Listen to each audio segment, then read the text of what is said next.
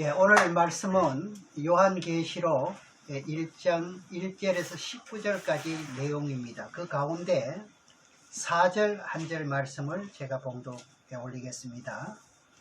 이는 이 땅에 주 앞에 섰는 두 감람나무와 두 촛대니. 오늘 말씀의 제목은 두 감람나무와 두 촛대니 하는 제목의 말씀이 되겠습니다. 이제 여러분들이 오늘 요한계시록 11장 요청에 의해 가지고 오늘 말씀을 드리게 되는데, 오늘 19장까지 내용을 이제 한 시간에 끝낼 수는 없고 한 3회에 걸쳐서 11장 내용 19절까지를 다 말씀드리고자 이제 생각을 하고 있습니다. 자, 우리 11장의 이 내용 자체는 굉장히 지금 난제 중에도 난제입니다. 지금도 여러분들이 어디 가서 듣게 될 것 같으면 두 증인이라는 이야기를 많이 듣지요. 어떤 사람들은 나는 벌써 두 증인으로서 응답받았다. 예. 뭐 이런 그런 말을 하는 그런 것도 많이 아마 들어보셨을 거예요. 두 증인을 보지 않고 두 증인이 같은 신령을 가진 자가 수가 많다, 이렇게 믿고 있기 때문에 자기도 포함된다는 거예요. 네. 그러나 오늘 이 본문 내용에서 과연 두 감람나와 두 촛대, 두 증인, 두 선지자 같은 내용이죠. 이 두 선지자가 과연 이제 여러 사람인가 아닌가 하는 것을 여러분들 오늘 말씀 11장 말씀을 깨우치게 될 것 같으면 상당한 그런 난제를 바로잡을 수가 있다고 저는 믿습니다. 자, 그러면 이제 11장 내용은 먼저 알아야 될 내용이 뭐냐 할 것 같으면은, 이 11장이 때와 시기라는 게 있지 않습니까? 어느 때 일어날 일인지 이것을 아는 것이 중요하고요. 그리고 여기서 예언하는 사람이 이제 제가 방금 말씀드렸지만은 두 사람인지, 기록된 대로 두 사람인지 아니면은 두 사람과 같은 심령을 받은 자, 숫자가 많은지, 이것을 성경 11장에서 우리가 분별을 해야 되고, 그리고 이 예언대로 묵시대로 일어나는 그 장소가 어디인지 이것을 아는 것이 가장 중요하다고 생각합니다. 그럼 이제 계시록 11장은 이제 계시록 9장 13절 이하에서부터 보게 될 것 같으면은, 유브라데 강에 결박한 뭐가 있다 그랬죠? 내 천사를 놓아주라 할 때가 옵니다.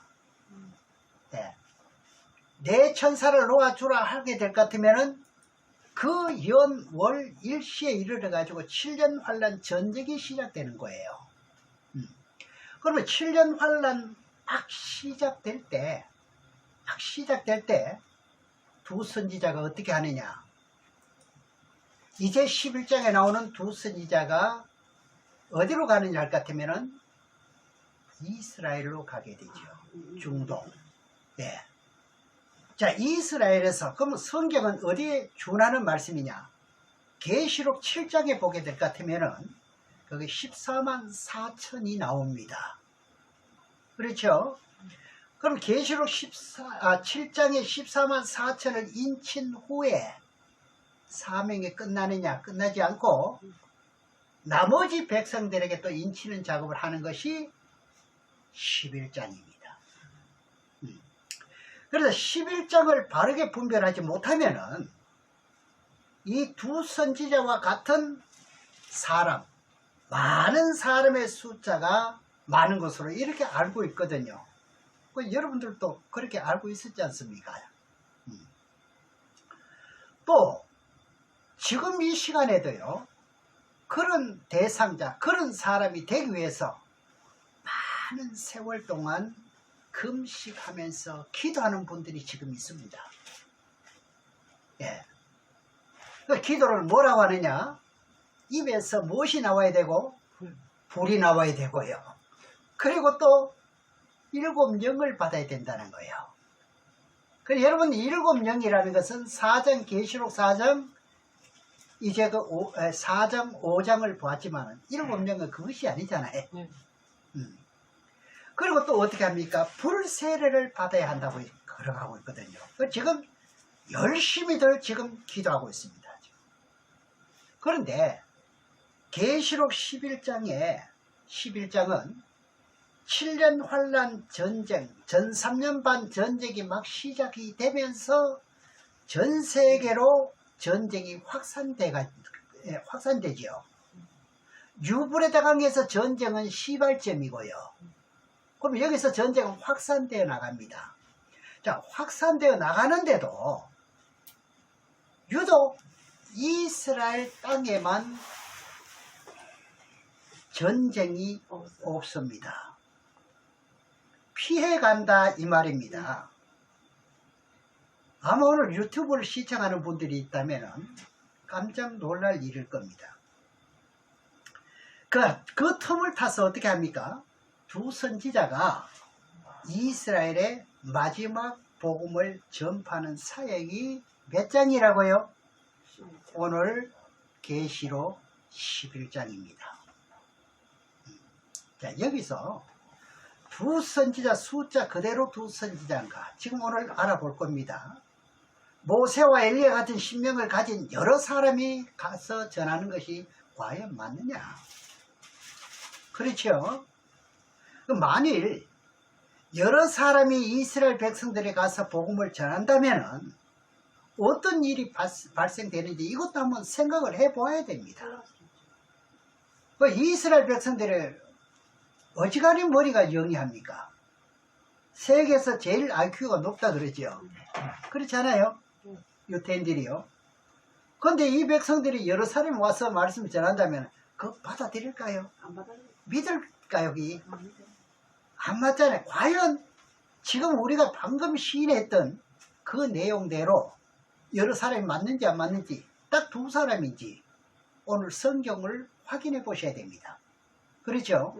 이것만 오늘 여러분들이 깨우치게 되면은 많은 사람들과 대화할 때도 이 문제에 가로막혀 있는 사람들에게는 아주 정중하게 바르게 이제 참된 말씀으로 이끌어갈 수 있지 않겠나 이런 말입니다. 그래 굉장히 중요한 뜻이죠. 이스라엘 나라에 살고 있는 백성들은 아직까지도 이제 누가 오기를 기다리느냐, 메시아가 오기를 학수고대하고 기다립니다. 그러면 메시아가 오기 전에 먼저 누가 와야 된다고 그러죠? 엘리야가 와야 된다고 그러잖아요. 그렇다면 여러 사람이 가서 전한다면 누가 엘리야의 심정이고 누가 모세의 심정인지 분별할 수가 있을까요? 없겠죠. 우리가 아무리 생각을 해봐도. 그렇죠? 그렇다면 어떻게 합니까? 딱 두 사람입니다. 여러 사람이 아니라 몇 사람이라고요? 딱 두 사람이에요. 이 장소를 잘 알고 어느 시대에 외치는 복음인지를 알아야 되죠. 그럼 두 선지자가 죽어서 3일 만에 3일 후에 어떻게 합니까? 생기가 그들에게 들어가게 되죠. 그럼 생기가 들어갔을 때 그러면 여러 사람이 그러면 살아나나요? 딱 두 사람에게 생기가 들어가는 거예요. 마지막 복음 다 외치고 난 뒤에요. 죽잖아요. 3일 만에 죽어요. 죽어가지고 다시 살아나는데 어떻게 해요? 생기가 들어가는데 두 사람에게 들어갑니다. 그러면 여러 사람에게 들어가는 게 아니죠. 그것도 그런가 그렇지 않은가 여러분들 성경에서 확인하셔야 됩니다. 그래서 여러 사람들이 전 가능성을 볼 것 같으면 지금요 이제 그 계시록을 이제 세미나하는 그런 곳들이 많지 않습니까? 예. 지금은 요한계시록을 전가하지 못하면은 뭐 또 뒤처지는 사람처럼 니도 나도 할 것도 없이 확인도 없이 전하는 그런 것도 있더라고요. 들어보면 알지 않습니까? 자, 이렇게 이제 증가를 볼 것 같으면은 어떤 증거가 이제 대세를 이루고 있느냐 할 것 같으면은 첫째는 7년 환란 전에 들림 받는다는 주장을 하지요. 그리고 7년 환란 중에도 들림받는다는 주장을 합니다. 지금 증거하는 내용들이요. 그리고 7년 환란 후에 들림받는다는 주장이 있어요. 그러면 계시록 11장은 이제 7년 환란 전 3년 반 막 시작이 되면서 며칠을 예언해야 되는 거예요. 1260일을 예언하는 것이 이겁니다. 이걸 달수로 말하면 42달이라는 거 여러분 알고 계시지 않습니까? 그럼 예언하는 사람은 딱 두 사람이에요. 두 사람. 그럼 이 두 선지자는 문자적으로 두 사람이 과연 맞는가 안 맞는가? 지금까지 여기까지 말씀드린 가운데 제 말을 여러분 100% 믿을 필요 없어요. 그럼 어느 것을 믿어야 되느냐? 성경에서 이제는 찾아봐야 되는 거예요. 과연 두 사람이 맞느냐, 그죠? 그죠? 그리고 제가 증거하는 말씀도 이제 하나님 원하는 뜻인지 아니면은 내 어떤 개인의 사견인지 사설을 말하고 있는지, 여러분 하나님의 진리와 사설을 논하는 건 다릅니다. 성경을 피해놓고 뭐는 피해야 돼요? 사설은 피해야 됩니다. 예. 그래서 여러분들 이 시간에는 귀담아 들으셔야 됩니다. 제가 왜냐할 것 같으면 다른 말을 하는지요. 분명히 제가 말씀드리는 이 계시록 11장은 언제 이루어질 것이냐. 이것은 7년 환란 전쟁이 막 시작되면서 이것을 보고 전 3년 반이라 그럽니다. 그러니까 계시록 11장은 전 세계적으로 이루어지는 게 아니라 계시록은 11장은 딱 중동 이스라엘 땅에 국한되어 있습니다. 유일하게 11장은 어떻게 해요? 이스라엘 땅에서 일어나는 것이라 이렇게 보시면 된다 이 말입니다. 그럼 후 3년 반에는 어떻게 하느냐? 이스라엘 나라 땅에 붉은 용의 권세자들이요 마지막에 와서 이 땅을 짓밟히게 되는 거예요. 아시겠지요? 서지 못할 우상들이 그때 와서 서게 된다 이 말입니다. 그럼 이제 본문 내용을 다시 1절부터 봉독을 하면서 설명을 드리겠습니다. 3절까지 봅니다. 또 내게 지팡이 같은 갈대를 주며 말하기를, 일어나서 하나님의 성전과 제단과 그 안에서 경배하는 자들을 청량하되 성전 방마당은 청량하지 말고 그냥 두라. 이것은 이방인에게 주었은즉 저희가 거룩한 성을 42달 동안 짓밟으리라. 며칠 동안? 어느 성을요? 거룩한 성을 이방인들에게 42달 동안 내줍니다. 짓밟히게 만들어주는 거예요. 이게 언제냐? 전 3년 반이죠. 아닙니다. 후 3년 반입니다. 네, 요거 헷갈릴까봐 제가 말씀드리는 거예요. 이방인에게 짓밟히게 하는 건 언제다? 후 3년 반이라 이 말입니다. 그럼 3절에 보겠습니다. 내가 나의 두 증인에게 권세를 주리니, 증인에게 권세 줍니다. 저희가 굵은 베옷을 입고 1260일을 예언하리라. 몇 선지자가 며칠을 예언한다고요? 딱 두 선지자입니다. 두 선지자. 근데 두 선지자 했으면 두 선지자를 보면 될 것이지, 왜 여기서 여러 사람을 볼 이유가 뭐가 있느냐 이 말입니다. 그렇죠? 두 선지자가 1260일을 예언하는 것은 언제냐? 언제입니까? 이게 또 그런다. 전 3년 반요. 전 3년 반에 예언한단 말입니다. 후 3년 반에는 이방인들에게 짓밟힌다 그랬죠. 그 전 3년 반에는 1260일을 예언하니까 이제 7년 환란 전쟁이 유브라데 강에서 시작을 해가지고 어떻게 된다 그랬죠? 전 세계로 확산되고 있지만은 유독 이스라엘 땅에는 전 3년 반 전쟁이 피하여 갑니다. 피해버립니다. 요것을 여러분들이 잘 아셔야 돼요. 그래서 이제 11장을 좀 이렇게 전개해주면 좋겠다는 이런 말씀을 했기 때문에 오늘 11장을 전가하지만 이걸 처음부터 이제 차근차근 증거하게 될 것 같으면은 이게 확실한 그런 증거가 될 수가 있습니다. 오늘 11장만 아셔도 이렇게 어민이 될 것은 없고요. 또 후 3년 반에는 거룩한 성을 42달 동안 어떻게 한대요? 짓밟히게 되면서 아마겟돈에 와서 전쟁, 아마겟돈 전쟁으로 지구의 전쟁은 종결입니다. 끝입니다. 그럼 참고로 이제 그 계시록 9장에서는 뭐냐 할 것 같으면 7년 환란 전쟁이 시작이 돼요. 9장에서요. 그리고 10장에서는 어떻게 한다 그랬죠? 7 우레가 바라면서 지구의 모든 피조물을 심판받게 되지요. 네. 심판을 받으면서 새하늘과 새 땅이 이루어진다는 내용이거든요.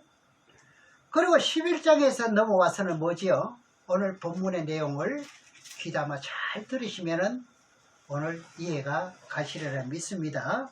자, 다시 1절입니다. 또 내게 지팡이 같은 갈대를 주며 말하기를 일어나서 하나님의 성전과 제단과 그 안에서 경배하는 자들을 청량하되. 그 이제 사도 요한이 지팡이 같은 갈대를 주면서 하나님의 성전과 제단에서 경배하는 자들을 청량하라는 것은요, 믿는 사람들의 믿음을 달아보라 그 말입니다. 그렇죠? 그럼 우리가 예수를 믿어도 구원받는 성도들이 있고요, 예수를 믿는다 하지만 또 어떤 성도가 있나요? 구원받지 못할 성도들가 있거든요. 그럼 앞으로 7년 환란 가운데 어떻게 한다 그러죠? 알곡과 쭉정이가 그때 드러납니다. 지금은 포장으로 아무리 잘 감싸도 그때 가면 썩을 건 썩도록 되어 있고 거기서 오른 씨앗은 나오도록 되어 있는 거예요. 그렇죠? 그럼 계시록 7장에 이스라엘 백성들 각 지파별로 12,000씩 인을 쳤는데 그 사람들 이외에 나머지 이스라엘 백성들 더 구원받을 수 있느냐 없느냐 하는 의문을 가지는데, 그것이 계시록 11장에서 구원받을 수 있다는 답이 거기서 나오게 됩니다. 하나님은요, 어떤 하나님이냐? 공의로운 분입니다. 그래서 공의하는, 보호자도 공의라 그랬습니다. 공의. 예. 그러나 또 내게 지팡이 같은 갈대를 주면 말하기 일어나서 하늘의 성전과 제단과 그 안에서 경배하는 자들을 청량하되 그럽니다. 그럼 경배하지 않는 자들은 구원받을 대상이 되어야 안 돼요? 안 되지요. 그럼 같은 이스라엘 백성이라고 해서 다 구원받는 게 아닙니다. 경배하는 자들 가운데서 구원받을 자가 있고 구원받지 못한 자들을 가려내라 그 말입니다. 이 내용을 가지고 이제 베드로전서 4장 17절에 가서 보게 되면은 하나님의 집에서부터 심판한다는 내용을 여러분 잘 아시죠? 그럼 베드로전서 4장 17절의 예언이 오늘 본문 계시록 11장 1절에 하나님의 성전이라는 예루살렘 성에서 경배하는 자들을 먼저 심판하는 거예요. 먼저요. 그럼 후 3년 반에는 누구를 심판하느냐? 후 3년 반에는 전 세계 이방인들을 심판합니다. 네, 믿어지십니까? 이해가시죠? 그래 베드로전서 4장 17절 내용을 한번 보시겠습니다. 베드로전서 4장 17절, 우리 다른 것은 믿지 못한다 할지라도 하나님의 거룩한 말씀들은 여러분들이 믿으셔야 됩니다. 네. 이 뜻대로 지금 현재까지 창세 이후로 성경에 기록된 예언대로 이루어졌지 사람의 어떤 뜻대로 이루어진 건 없어요. 네. 이만큼 중요하다는 것을 우리가 먼저 인식을 하셔야 됩니다.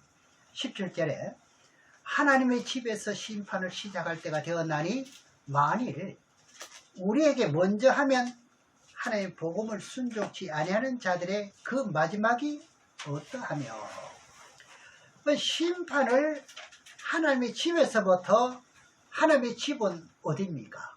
교회. 예루살렘 성전이죠. 오늘 11장이니까 교회가 맞습니다. 그럼 거기서부터 심판을 하는 거예요. 예루살렘. 그러니까 유태인들 그 장소 거기부터. 그렇죠? 그럼 7년 환란 가운데 전 3년 반에서 구원받을 백성들, 그리고 하나님의 성전에서 경배한 자들 청량하는데, 너는 구원받을 수 있는 사람이야, 너는 구원받지 못할 사람이야 하는 것을 하나님의 집에서부터 심판한대요. 그런 후에 후 3년 반 42달, 즉 1260일 동안에는 붉은 용의 권세들에게 붙여버립니다. 이제 좀 이해가시죠? 네. 붉은 용의 권세들에게 붙입니다. 그럼 그들을 이제 심판하는 것이 바로 요한계시록이거든요. 그래서 요한계시록은 너무너무 중요하다는 말을 많이 들어보셨을 겁니다. 저도 요한계시록은 너무너무 중요하다, 이렇게 이제 말씀을 드리면서 많이 전하고 있습니다. 그래서 이제 전 3년 만에는 누굴 이제 심판합니까? 이스라엘 백성들을 심판합니다. 네. 그래서 갈대 같은 지팡이를 주면서 이제 하나님의 성전에서 경배하는 자들을 청량하려고 했으면 그들이 가서 복음을 외치고 증거해야 되지 않습니까? 에스겔서에 가서 한번 보시겠습니다. 에스겔 9장 3절에서 6절까지 한번 보시겠습니다. 네, 에스겔서 9장 3절에서 6절까지 보시면 좀 깁니다만 다 보겠습니다. 그룹에 머물러 있던 이스라엘 하나님의 영광이 올라 성전 문지방에 이르더니 여호와께서 그 가는 벼옷을 입고 서기관의 먹그릇을 찬 사람을 불러, 이거 계시록 11장 같으면 두 증인이잖아요.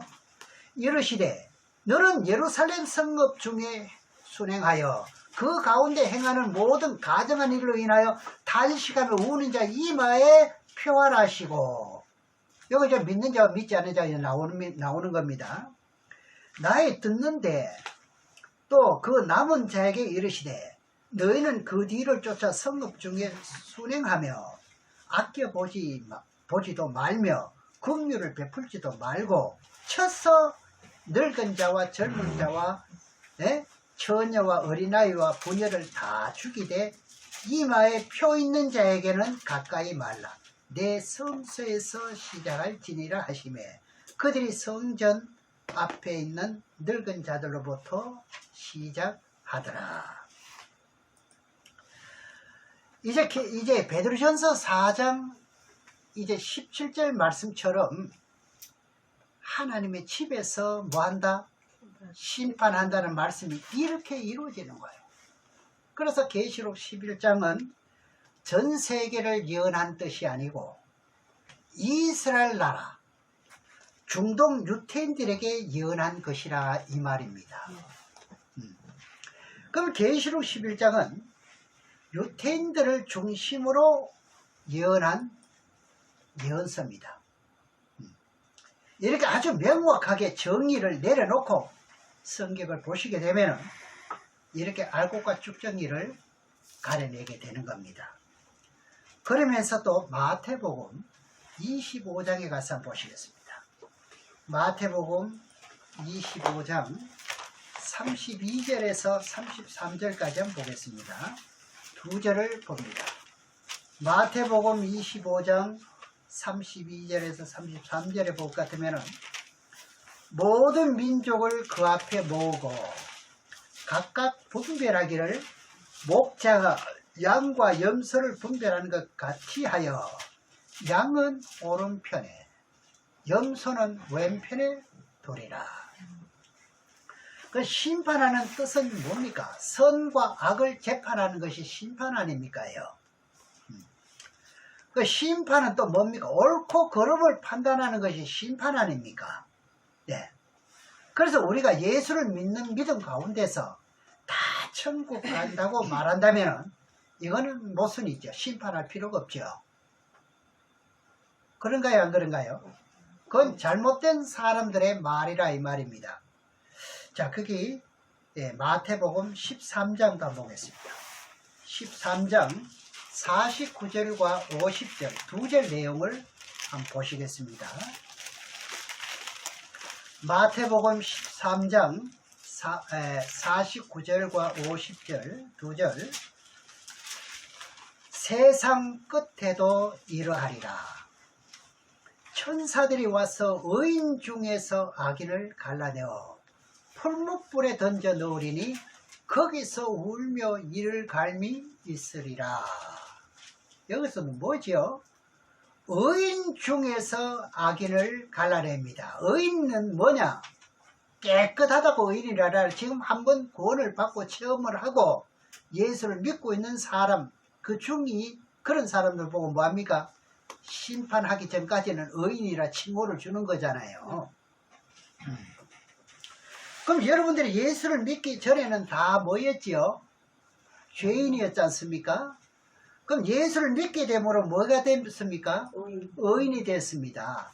그러니까 의인 중에서도 쭉정이를 골라낸대. 그러니까 쭉정이가 있다 이런 뜻이죠. 그럼 믿는 사람들 중에도 어떻게 해요? 쭉정이가 있단 말이죠. 자, 그렇다면 전 세계 교회는 물론이요, 우리 한국 교회도요 깨달아야 될 때가 되었습니다. 이런 것이 있다는 거. 무조건 다 구원받는다가 아니라 그 가운데서도 쭉정이가 있다 이 말이 섞여 있다 이 말입니다. 심지어 요한계시록 12장에 가니까 목자도 지금 쭉정이가 있어가지고 세 사람 중에 한 사람은 쭉정이를 하는데요. 가짜로 하는데요. 그래야 안 그래요? 그럼 그 밑에 따르는 성도들은 다 뭐 목자가 쭉정이면은 성도들도 쭉정이겠지요. 네. 참 한탄스러운 말씀이 아닐 수가 없습니다. 저는 이런 내용을 좀 피하고 싶어요. 다 구원받는다 할 것 같으면 얼마나 좋습니까? 네 조건 내 좋고요. 실제적으로 그래 되면 참 좋겠는데 그래 안 되는 게 문제가잖아요. 네. 아무리 제가 성경을 많이 봤다 할지라도 어떻게 해요? 제 말하는 대로 되는 게 아니라 성경대로 되는 건데요. 네. 그러니 여러분들이 듣기 싫다 해도 어떻게 해요? 성경대로 일러 줄 수밖에 없는 게 제 입장이지 않습니까? 이제 안 믿는 이방인들은 예수를 믿으면 복 받습니다. 복 받는 게 맞지 않습니까? 예수를 믿으면 구원 받습니다. 자, 그 단계에서 교회를 많은 사람이 지금 불러모았잖아요. 뭐 몇십만 명, 몇만 명, 뭐 가지 않습니까? 몇천 명. 예. 그 교회 건물도 얼마나 멋지게 지어놓았습니까? 크게요. 그 다음에 말씀으로 양육을 바르게 이제 반세교에 세우지 못했기 때문에 얼마 전에도요. 지금 이런 국민일보에서 보도가 자주 나오는데요. 1년에요. 성도들이 세상으로 얼마가 돌아간다는, 믿는 사람들이 믿지 않고 세상으로 돌아간다는 말을 들은 적이 있나요? 얼마요? 몇 명요? 12만 명요. 요거 작은 숫자입니까?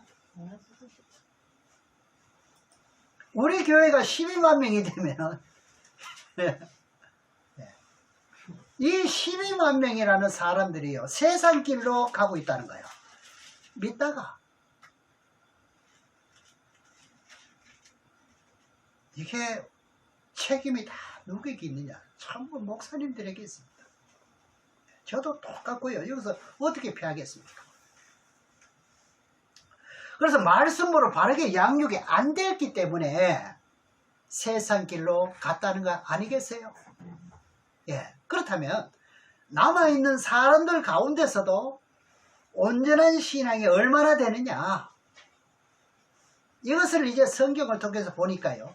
의인 중에 악인을 골라내니까 이것도 적은 숫자가 아니라고 사실상 성경에 나옵니다. 저나 여러분은요. 의인 중에서 알곡이 되시기를 주의 이름으로 축원합니다. 아멘. 저는 이것을 바라는 것뿐이에요. 마지막 때를 삼하고 있고 이제 재난이 선포되고 나팔재앙이 지금 현재 목전에 와가 있고 시작됐는데 우리 교회가 죽어가는 백성들 예수님 피값으로 샀지 않습니까? 물 한 방울 피 한 방울 남기지 않고 다 쏟아붓습니다. 그래서 예수님이 그 보혈의 피로 샀습니다. 이 백성들을 사신 백성들을 구원하려고 하는데 다른 방향으로 가고 있는 것을 보면은요 예수님이 얼마만큼 가슴 아프며 한탄하시겠느냐 하면 생각을 한번 해보시라고요. 저와 여러분들 만이라도 어떻게 해야 돼요? 진짜 성경을 보면서 성경은 이루어지는 내용들이기 때문에 그래서 성경은 살았고 그럽니다. 성경이요 하나님입니다. 하나님의 말씀대로 이루어지는 거지 않습니까? 그처럼 믿어야 이루어지지요. 내가 온전한 어떻게 흠이 없는 흙이 됐을 때 빚어지지 않습니까? 그래서 우리가요 한날의 씨앗이 되어서 많은 생명들에게 참된 진리를 전해서 많은 생명들을 깨우쳐주고 의인 중에서 구원받는 숫자가 많아지도록 해야 할 임무가 지금 우리 교회에서 할 일이고 우리 빛의 소리 선교에서 해야 될 일입니다. 이게요. 죽도록 충성해야 되는 일입니다. 그럼 이제 본문 내용 다시 돌아가서 2절의 말씀을 보시겠습니다. 2절을 성전 방마당은 청량하지 말고 그건 뭐 청량할 필요도 없지 않습니까? 그러면 다만 어디다 청량하느냐 그냥 둬라. 이것들은 이방인들에게 내어줬었죠. 이방인들에게 붙여버렸는데 그 뭐합니까? 네. 저희가 거룩한 성을 42달 동안 짓밟으리라. 예루살렘 성 안에 청량을 하라 했으면 이제 성전 방마당의 백성들은 버려둔다는 이야기입니다. 이게 이제 기회가 없다는 뜻이 되죠. 네. 믿는 사람도 갈대 같은 지팡이를 가지고 믿음을 달아봅니다. 쭉정이는 어떻게 하고요? 불에 집어넣는데 성전 밖에 있는 사람들은 안 믿는 사람이기 때문에 청량할 필요도 없잖아요. 네, 그러니까 여기서 뭐라고 합니까? 성전 방마당은 청량하지 말고 그냥 둬라. 이것을 어떻게 해요? 이방인들에게 주었은죠. 그럼 이방인에게 짓밟히게 만들어 주었으면 그 땅은 이방인의 땅이 아니라 한국 땅이 아니라 다른 나라 땅이 아니란 말이죠. 네. 그럼 짓밟히는 그 위치가 어디라는 말입니까? 예루살렘 성전입니다. 그리고 이 장소가 어디입니까? 계시록 11장의 중동 땅 예루살렘을 예언한 것입니다. 42달 동안 이방인에게 짓밟히는 예언은 또 어디에 나오냐 할 것 같으면 마태복음 24장 15절에 보시게 되면 멸망의 가증한 우상이 어디 선다 그랬냐 할 것 같으면 예루살렘 성에 와서 서면 이때 이제 일어나는 일이 벌어질 것을 마태복음 24장에서 예언되어 있는데 그 내용을 또 확인해 보겠습니다. 마태복음 24장 15절을 보시겠습니다. 지금 들어서 잊어버릴 것 같으면 성경 구절만이라도 여러분들 메모해 놓으시면 어디 가서 여러분들이 이제 대인관계를 해도 복음 증거를 해도 바르게 증거했다는 것이 증거가 됩니다. 또 깨달아집니다. 15절에 그러므로 너희가 선지자 다니엘의 말한 바 멸망에 가정한 것이 거룩한 곳에 선 것을 보고든 읽는 자는 깨달을진저.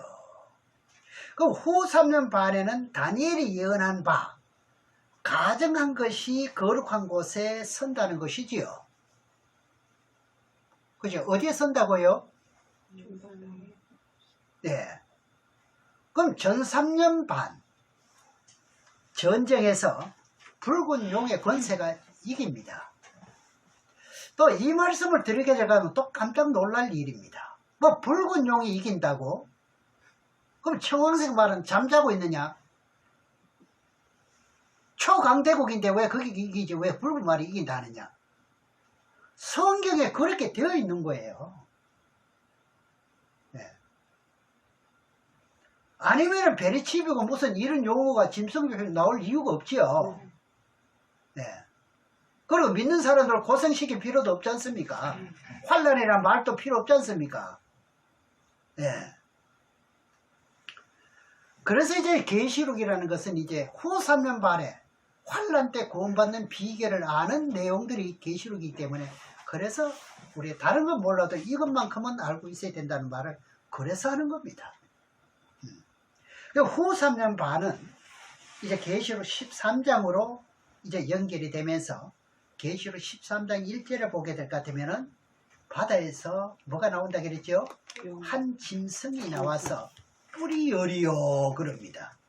한 짐승이요 열 머리를 대동하고 나옵니다. 그래 영방이 된다 이 말입니다. 네.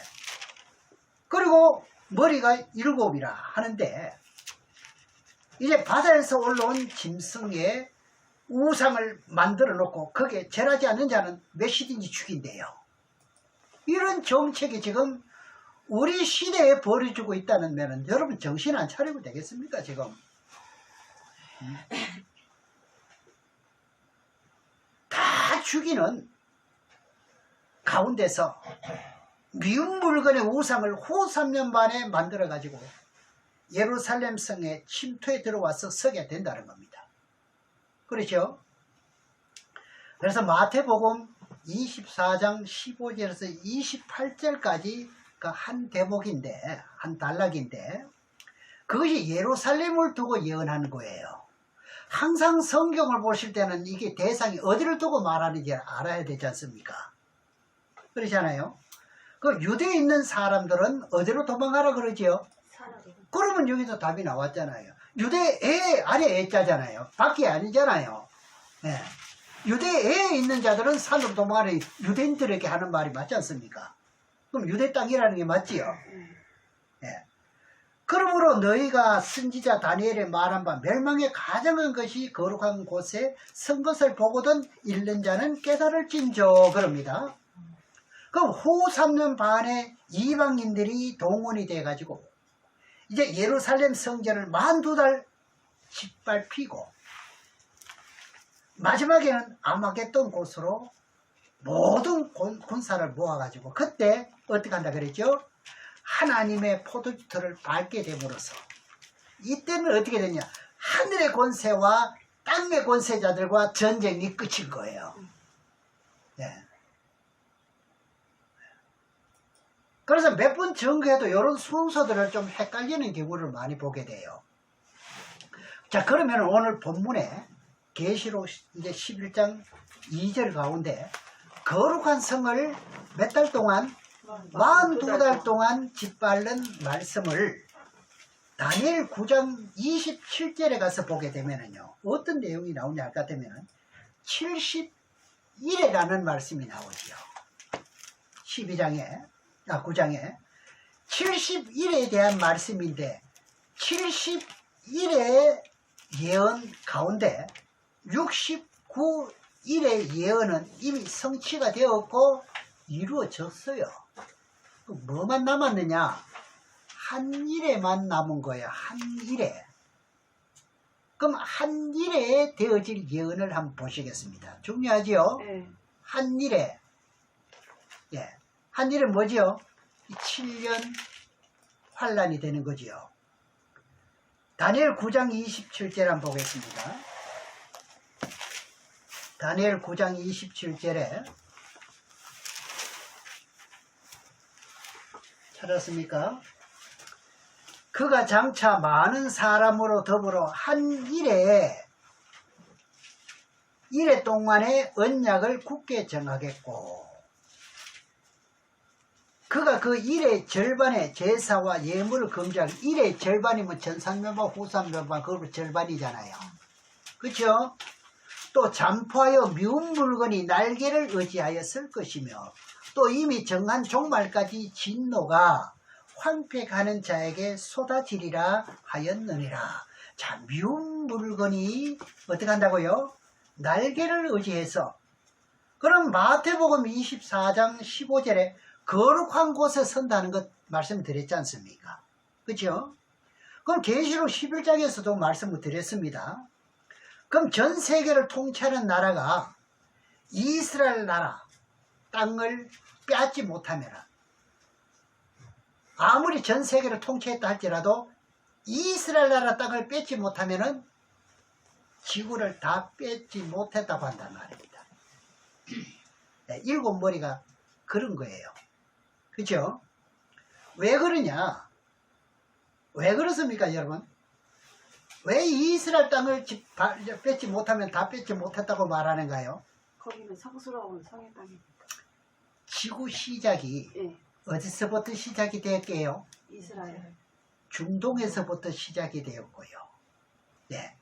나머지 나라들을 다 빼앗고도 이스라엘 나라를 빼앗지 못하면 지구를 다 빼앗았다고 할 수 없다는 겁니다. 이해가시죠? 자, 마지막 후 3년 반도 이제 붉은 용의 권세들이 예루살렘에 가서 깃발을 꽂지 못하는 안 되잖아요. 그 깃발을 꽂는 목적이 바로 이겁니다. 왜 다 뺏는 거예요? 이해가시나요? 이게 앞에 장에서부터 순서대로 봤을 것 같으면 이거 이해가는 게 쉬운데, 예. 자, 그런데 하나님은 그 거룩한 곳에 설 때부터 하늘의 보좌를 움직이기 시작을 한대요. 가정하게 설 때부터요. 하늘의 보좌가 움직이는 거예요. 그래서 흰말의 이 권세가 등장하면서 포도주를 밟게 되는 거예요. 그러면 이제 하나님은 그 땅을 이방인들에게 내어준다고 예언되었습니까? 안 내어준다고 예언되었습니까? 아니, 그겁니다. 하나님 말씀은요, 실수라는 게 없어요. 안 내어준다고 되어 있어요. 그럼 하나님은요, 약속된 말씀은 어기지 못한다는 말이 여기 나오는 거예요. 여러분, 지금까지 성경을 몇 독을 하고 몇 독을 했지만은 성경이 하나님의 약속을 어긴 것이 있던가요? 그러면 믿으십시오. 성경대로요. 네. 그 거짓말을 못한다는 거예요. 그러니까 천지도 창조할 수 있죠. 거짓이 없으니까. 네. 그분이기 때문에 이제 여러분이요, 하나님의 진리의 말씀을 바르게만 깨닫게 되면은, 바르게만 분별하게 되면은, 이 말씀은요, 믿어도, 어떻게 믿어도 손해 없느냐? 목을 내놓고 믿어도 손해 볼 일이 전혀 없습니다. 한 털업도 없습니다. 그런 게 진리입니다. 바르게 못 깨닫는데 목을 내미니까 문제가 되죠. 그래서 계시록 11장 2절에서 거룩한 성을 42달 동안 짓밟는다고 하는데, 이것이 다니엘서를 통해서 성도들의 권세가 다 깨어지기까지라고 했습니다. 이걸 보고 뭐라 하느냐, 한때, 두때, 반때 다 지나고 이 지구의 모든 환란이 끝나게 될 말씀을 가지고 다니엘 12장에서 예언하고 있는데, 그 예언을 또 봅니다. 성경은 제가 늘 항상 말씀드리기를 뭐라고 했습니까? 성경은 맞아야 성경입니다. 퍼즐이 맞아야 돼요. 퍼즐이 맞지 않으면요, 안 맞는 거예요. 안 맞는 거예요. 그럼 12장 5절에서 7절까지를 한번 보겠습니다. 나 다니엘이 본즉 다른 두 사람이 있어 하나는 강 이편 언덕에 섰고 하나는 강 저편 언덕에 섰더니 그 중에 하나가 세마포를 입은 자 곧 강물 위에 있는 자에게 이르되 이 기사의 끝이 어느 때까지냐 하기로 내가 들은즉 그 세마포 옷을 입고 강물 위에 있는 자가 그 좌우 손을 들어 하늘을 향하여 영생하시는 자를 가리켜 맹세하여 가로되 반드시 한때 두때 반때를 지나서 그리고 어떻게 합니까? 성도들의 권세가 다 깨어지기까지니 그렇게 되면 이 모든 일이 다 끝나리라. 하나님 너무 무서워. 여러분 내 권세 지금 깨주셔야 돼요. 참뭐 자기 어떤 그런 걸 가지고 있는 게 있어가지고 지식이 있어가지고 그거 좀 깨주셔야 돼요. 성도들의 권세가 다 깨어지기라는요. 성도들이 받는 핍박이 다 끝날 때까지로 보면 됩니다.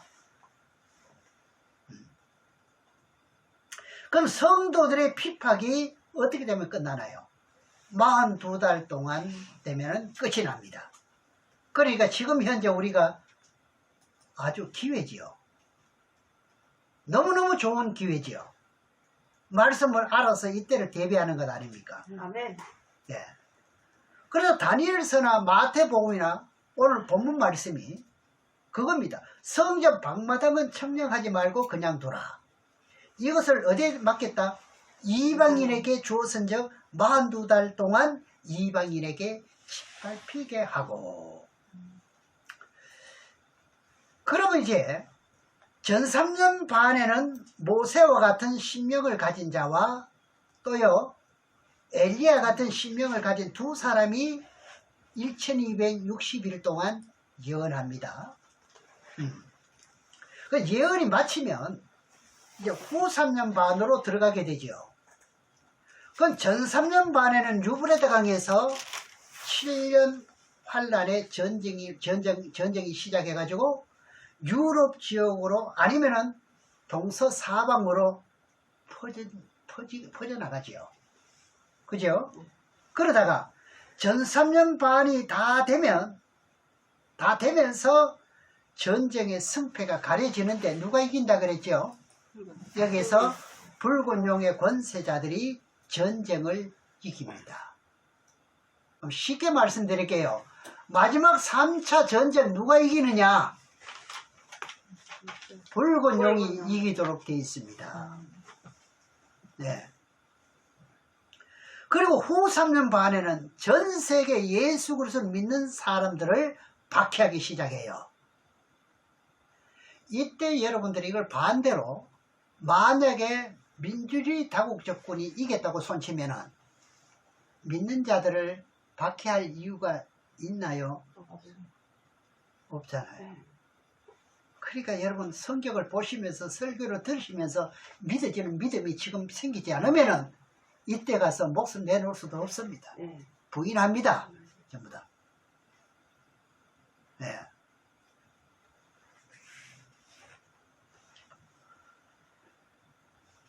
그러면 이 사람들이 이제 이겨가지고 어떻게 무슨 땅을 차지하려고 옵니까? 중동 땅. 중동 땅 예루살렘 성으로 오게 돼요. 그 땅에는 누가 계신 곳인가요?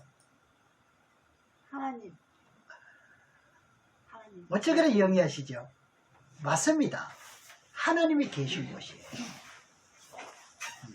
그 역사하신 곳이잖아요. 그곳에는 하나님의 성질이 지어진 그곳에 뮤물건, 즉 붉은 용의 권세 우상을 세운다는 거예요. 마치 뭐가 같은지 알아요? 다니엘서에 나오는 눈과네살 왕 신상을 세운 것 같습니다. 그 신상에 어떻게 머리 숙이지 않는 사람, 경배하지 않는 사람은 어떻게 했습니까? 아무리 관직에 있는 다니엘이라 할지라도, 다니엘 친구들이라 할지라도 그 사람들 얼마나 높은 자리에 있었는데 지금으로 말하면 장관급에 속해 있었다고 볼 수 있는데 그래서 잡아가 풀뿌리 집어넣는데요. 이해되셔야 됩니다. 네. 그것을 하나님이 용납하지 않는다는 겁니다. 네. 그때까지 성도들에게 어떻게 한대요? 한때, 두때, 반때. 그럼 한때는 몇 년이고? 1년이고요. 두때는 2년이고요. 반때는 3년 반, 3년 6개월.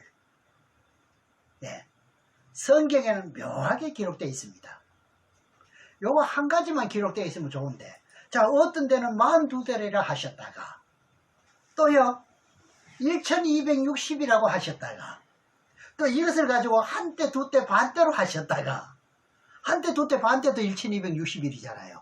42대리잖아요. 이렇기 때문에 성경은 헷갈리도록 할 때가 있습니다. 정신 차리지 않을 것 같으면 성경은 바르게 못 보도록 되어 있습니다. 그러나 우리는 잘 분별해야 됩니다. 그렇죠? 그럼 성도들의 핍박이 다 끝날 때가 온대요. 그때가 되면 끝이래요. 자, 그러면서 본문 내용 이제 11장 3절로 들어가겠습니다. 네, 오늘은 이 3절, 4절, 2절 내용까지만 해석을 하고 또 다음 시간에 이제 2회로 들어가도록 하겠습니다. 자, 11장 3절에서 이제 보면은 내가 나의 두 증인에게 권세를 주리니, 여기 여러 사람 아니라고 제가 누차 설명을 드렸습니다. 딱 두 사람입니다. 기록된 대로 보세요. 자꾸 더하지 말고 또 그렇다고 빼지도 말고요. 네. 저희가 굵은 벼옷을 입고 1260일을 예언하리라. 자, 그러면 여기에 뭐가 나오냐 할 것 같으면 굵은 벼옷과 가는 벼옷이 나와요. 그죠? 반대는 가는 벼옷이잖아요. 네. 그럼 굵은 벼옷은 큰 것을 말하고 가는 벼옷은 작은 것을 말합니다. 그러면 굵은 벼옷은 민족을 회개시키는 뜻이요. 국가와 민족을요. 가는 벼옷은 가정과 개인의 회개를 뜻하는 겁니다. 요점 아시고. 그럼 두 선지자도 무슨 옷을 입었다? 굵은 벼옷을 입었습니다. 그리고 두 증인은 분명히 숫자 개념을 두고 말하잖아요. 두 증인 가면 숫자지 않습니까? 그럼 계시록에 숫자 개념이 많이 나오지요. 나오는데 계시록 1장에서부터 22장까지 숫자의 개념을 영적으로 해석하면 안 된다고 제가 좀 큰 소리로 외치고 싶어요. 그렇다면 어떻게 해석해야 돼요? 그대로 보시라는 이야기예요. 그대로 보시라고 제가 큰 소리로 외치고 싶습니다. 왜 자꾸 숫자 개념이 올 것 같으면 자꾸 어떻게 해요? 자꾸 영적으로 자꾸 왜 이렇게 들어가는지 모르겠어요. 그대로 보면 될 거예요.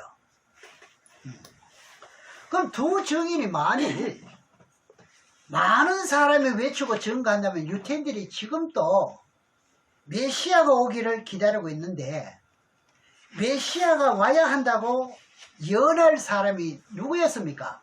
엘리야지 않습니까? 메시아가 온다고 예언했지 않습니까? 엘리야가. 그렇죠? 그럼 엘리야가 한 사람이 아니고 여러 사람이 온다고 했습니까? 하나가 온다고 했습니까? 하나가 온다고 그랬어요. 그때 당시도 그러면 여러 사람이 온다고 했을 것 같으면 그거 어떻게 믿어요? 그렇죠? 네.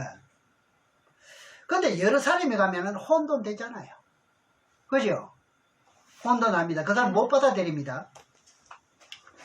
요즘 계시록을 증거하는 분들이 이 숫자, 이걸 두고, 이 숫자를 두고요, 두 사람으로 말하지 않습니다. 두 사람으로 말하는 사람들이 거의 없을 정도입니다. 지금요, 계시록을 증거하는 분들이요. 네. 많은 사람들을 증거하는 분들이 많습니다. 거의가. 네. 그것을요, 제가 봤을 때는 그건 미혹시키는 말입니다. 여기 거기가 지금 미혹되어 있는 게 사실이잖아요. 그래서 저와 여러분들이 필요하다 이 말입니다. 딱 몇 사람? 두 사람. 자, 어떤 사람들은 그런다. 목사님, 내가 가만 보니까 목사님 하시는 말씀이 맞는 것 같는데 목사님 나하고 어떻게 해요? 두 증인 노릇하러 예루살렘에 가자고 말합니다. 그럼 거기에 간다고 말합시다. 가려면은 그럼 여러분도 가라 갈 겁니다. 아니면 계시가 가라고 한다 이거 봅시다. 근데 여러분들은 이제는 이것을 알고 이제는 바르게 외치긴 할 겁니다. 그런데 보내줘야 갈 거 아닙니까? 마음대로 가는 게 아니잖아요. 그럼 갔다고 합시다. 비행기 타고 네. 갔는데 1260일 동안 그 랍비, 그 머리 좀 비상한 IQ가 제일 좋은 사람들에게 조상 대조를 믿음을 가지고 있는 사람들인데 랍비들이요. 아니, 뭐라고 증거해야 되는지 알고 가야 될 거 아닙니까? 뭐라고 전할래요? 예수 믿으면 복 받습니다. 이거 뭐 전하러 갑니까? 그래가 그 사람들이 희내가 먹히겠습니까? 어림도 없죠. 가더라도 여러분들이 가시더라도 그들에게요 무엇을 증거해야 하는지 그럼 성경에 기록되어 있습니까? 그들에게 가거든 어떻게 증거하라고? 몇 장 몇 절에 그게 있나요? 어? 야, 두 증인들 가면은 어떻게 증거하라고 기록되어 있느냐고요? 안 되어 있거든요. 그렇다면 이스라엘 백성들에게 무엇을 증거해야 됩니까? 한번 생각하면, 곰곰이 한번 생각을 한번 해보시라고요.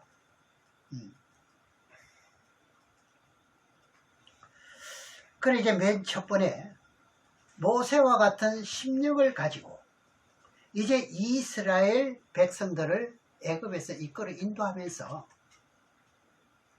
광야 40년의 세월이 흐르면서 이제 하나님 아들 메시아가 올 것을 모세 5경 창세기 3장 15절부터 예언되어 있습니다.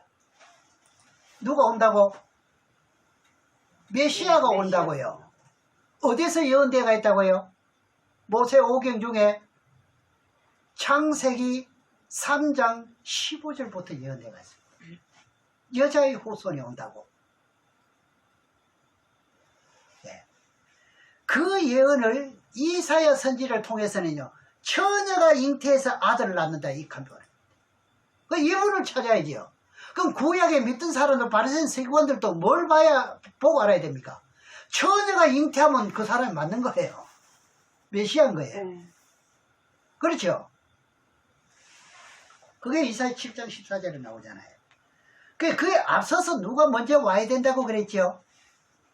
엘리야가 와야 된다고 그러잖아요. 그에 앞서서. 그런데 엘리야는 이미 와버렸습니다. 왔잖아요. 세례 요한 그분 아닙니까? 와버렸어요. 그 예수님도 오셔서 버렸습니다. 벌써. 네. 그런데 유대인들이 안 받아들입니다. 이미 오신 분은 안 받아들입니다. 그리고 이분이라 해도 안 믿었습니다.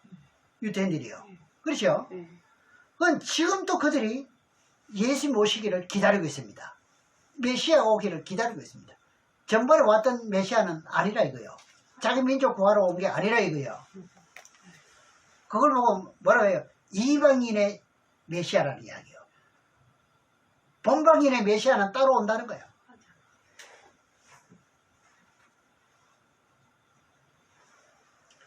성경에 보면은요, 이 메시아는요, 초라한 그런 모습으로 오리라고는 생각을 못했습니다. 왜? 만왕의 왕이니까요. 그렇죠. 와도 최고로 어떤가는 가문으로 와야 되는 거예요. 그런 가문으로 안 오니까 못 받아들이는 거죠. 여러분도 성도들이 교회에 찾는 게 전부 그런 모습들을 볼 수 있어요. 화려하게 잘 지어놔야 되는 거예요. 겉모습 번지르르. 그래야 하나님 계시는 것 같고.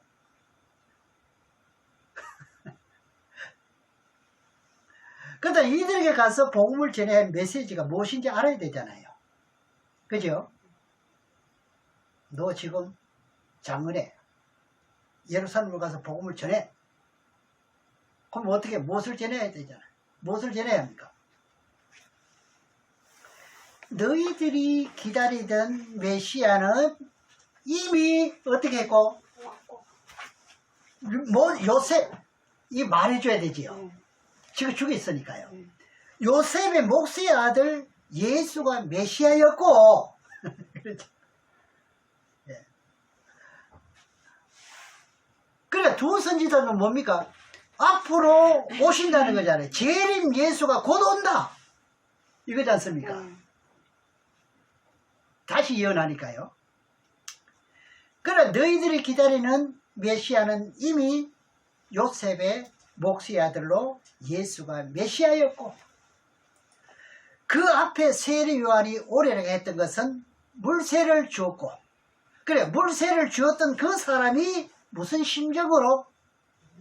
엘리야의 심령으로 와서 이미 복음을 외치고 증거했을 때 너희들이 죽여버렸어.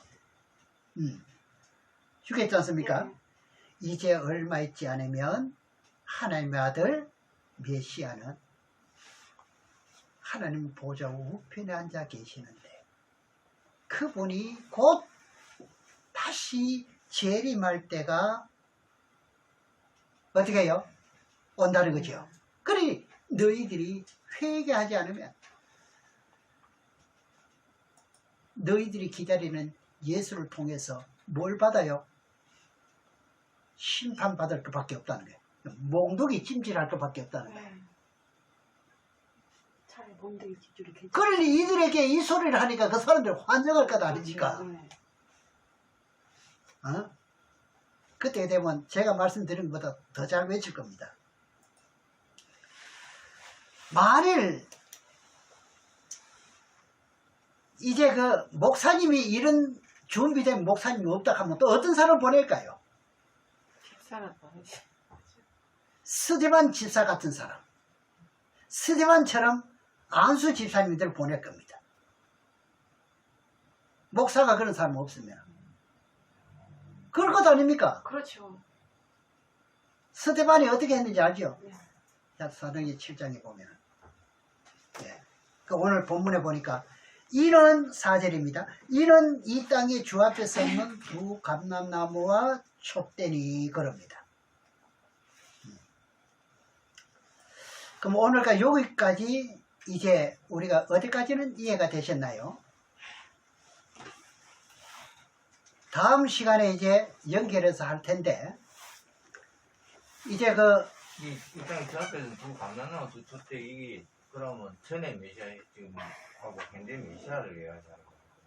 그 메시아를 예언한 게 메시아가 올 것을 예언한 거죠. 요 두 감람나무 두 촛대. 예. 굉장히 중요한 내용이죠, 그게. 예. 근데 이때 이렇게 이제 증거하게 될 것 같으면 이제 이들이 깨우치게 된다, 이 말입니다. 예. 아무튼 다음 시간에 계속해서 이어서 말씀드리게 되면 이제 이런 내용 가지고는 뭐 이렇게 어긋날 것이 없고 아주 명백하게 깨달아지기라 믿습니다. 네, 기도하겠습니다.